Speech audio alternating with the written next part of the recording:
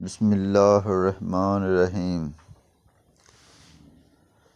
السلام علیکم دوستو، میں بھی ٹھیک ہوں۔ امید ہے کہ آپ بھی خیریت و عافیت سے ہوں گے۔ آج کی ویڈیو میں آپ کو چین کی عورت کے بارے میں بتاؤں گا کہ چین میں عورت کا کیا مقام ہے، چینی عورت کتنی حیثیت رکھتی ہے، اور چین کے قانون کے مطابق عورت کس عمر تک مرد کی خدمت کر سکتی ہے۔ مرد اپنی زندگی میں 10 بیویاں کیوں رکھتے ہیں، اور ہر لڑکی کتنے سال مرد کی بیوی رہ سکتی ہے۔ چینی عورت کے بارے میں چین کا قانون کتنا سخت ہے، آپ جان کر ضرور حیرت محسوس کریں گے۔ چین میں عورت کا مقام۔ خواتین آدھا آسمان تھامتی ہیں۔ عوامی جمہوریہ چین کے بانی ماؤ زے تونگ سے منسوب یہ قول تقریباً 1 صدی پرانا ہے۔ اس 1 صدی میں چین نے خواتین کے حقوق کے لیے بہت کام کیا ہے۔ آج کی چین میں عورت اپنی زندگی اپنی مرضی سے گزارنے کے لیے آزاد ہے۔ اس حق کی رکھوالی ریاست اور اس کا قانون کرتا ہے، لیکن چین ہمیشہ سے ایسا نہیں تھا۔ چین کی تاریخ کا مطالعہ کریں تو خواتین کا حال پڑھ کر رونگٹے کھڑے ہو جائیں گے۔ قدیم چین میں عورت کی زندگی کا مقصد مرد کی زندگی بنانا اور اسے خوش رکھنا تھا۔ مرد نہیں تو وہ نہیں والا معاملہ تھا۔ اگر کسی کا منگیتر یا شوہر فوت ہو جاتا تو اس سے توقع کی جاتی تھی کہ وہ اپنی ساری زندگی اس کے نام پر گزار دے۔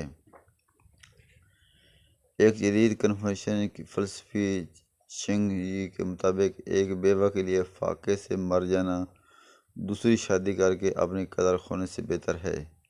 یاد رہے کہ یہاں 13ویں صدی کی بات ہو رہی ہے۔ آج کی چین میں کسی عورت کو یہ قول بتایا جائے تو وہ ہنس ہنس کر لوٹ پھوٹ جائے گی۔ اسے یقین ہی نہیں آئے گا کہ کسی زمانے میں چین ایسا بھی تھا۔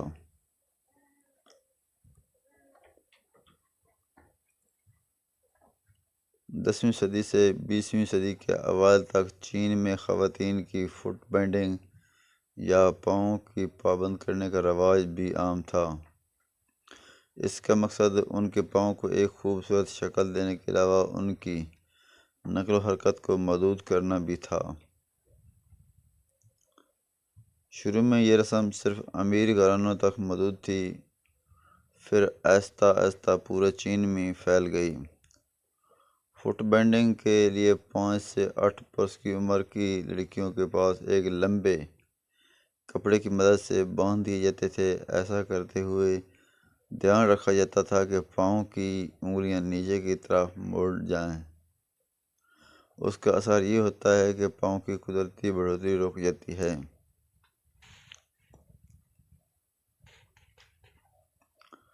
سن 1902 میں شنگ دور کی بادشاہ نے اس رسم کے خاتمے کا اعلان کیا تھا، تاہم یہ رسم صحیح معنوں میں اس کے کئی دہائیوں بعد ختم ہوئی تھی۔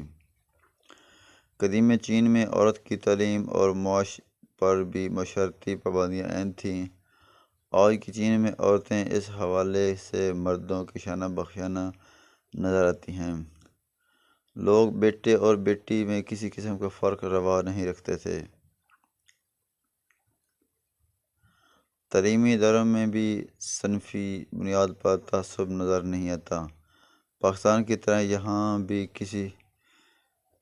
کبھی کبھار کسی یونیورسٹی کی طرف سے لڑکیوں کے لباس کے حوالے سے نوٹیفیکیشن جاری ہوتا ہے، لیکن چینی اپنے ٹویٹر یعنی ویبو پر اس کا کھل کر مذاق اڑاتے ہیں۔ سن 1910 سے 1920 کے دوران چین میں مئی 4 کے نام سے نسائی تحریک چلائی گئی۔ اس تحریک میں زیادہ تر مرد شامل تھے۔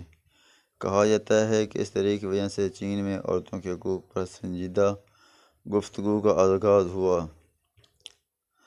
سن 1949 میں کمیونسٹ پارٹی آف چائنا نے عوامی جمہوریہ چین کا نظام سنبھالا تو اس نے خواتین کے حقوق کو بھی اپنی پالیسی کا حصہ بنایا۔ ناقدین کہتے ہیں کہ اس کے پیچھے پارٹی کا مقصد صنفی برابری یا خواتین کے حقوق سے زیادہ اپنے ایجنڈے کا حصول تھا۔ مقصد چاہے جو بھی ہو، حکومت ان کی پالیسیوں کی وجہ سے چین میں عورت کو وہ تمام حقوق حاصل ہوئے جو اس وقت بہت سے مغربی ممالک میں بھی عورتوں کو حاصل نہیں تھے۔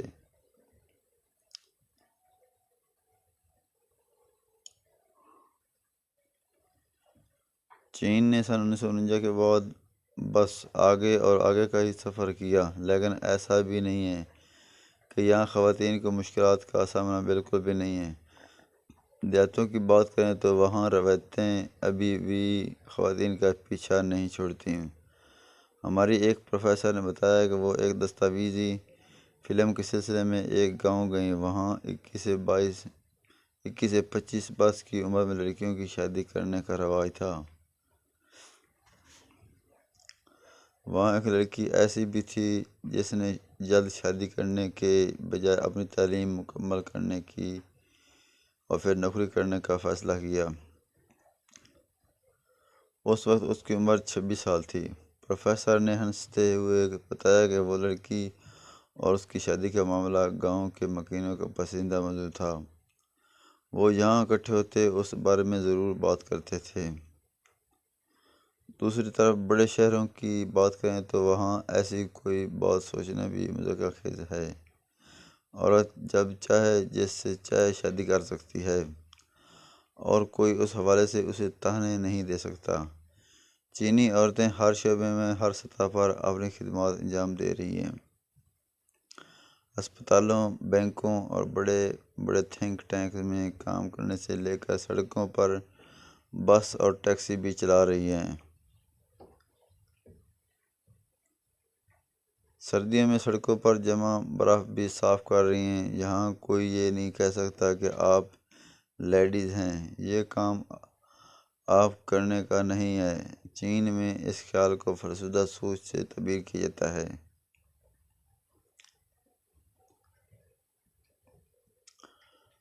البتہ چین کے سیاسی میدان پر آج بھی مردوں کی اجارہ داری ہے۔ 9 کروڑ 50 لاکھ اراکین پر مشتمل کمیونسٹ پارٹی آف چائنا کی 7 رکنی اسٹینڈنگ کمیٹی میں ایک بھی عورت شامل نہیں ہے۔ اگرچہ پارٹی پالیسی کے مطابق صوبائی، شہری اور ضلعی سطح پر پارٹی کے اعلیٰ عہدوں میں خواتین کا 10% حصہ مختص کیا گیا ہے، لیکن حقیقت میں اس سے بہت کم خواتین ان نشستوں پر موجود ہیں۔ اگر آپ کو آج کی چین میں خواتین کے حوالے سے کسی بھی قسم کا تعصب برداشت نہیں کیا جاتا۔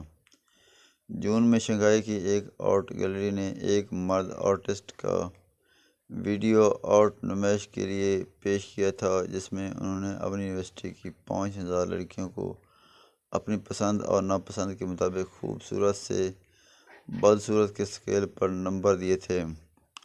معاملہ ویبو پر اٹھا تو آرٹ گیلری نے فوراً اس نمائش کو منسوخ کیا اور عوام سے معافی مانگ لی۔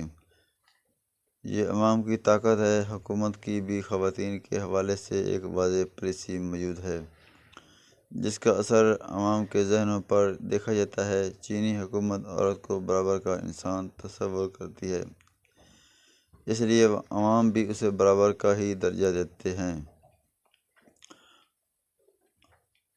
ہماری حکومت کو بھی چاہیے کہ وہ خواتین کے حوالے سے 2 ٹوک پالیسی بنائے۔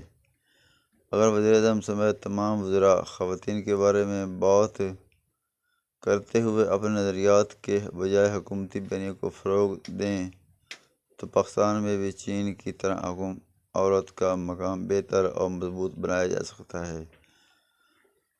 اگر آپ کو ہماری ویڈیو اچھی لگی ہو تو ہمارے چینل کو لازمی سبسکرائب کریں، بیل نوٹیفیکیشن کو آن کر دیں۔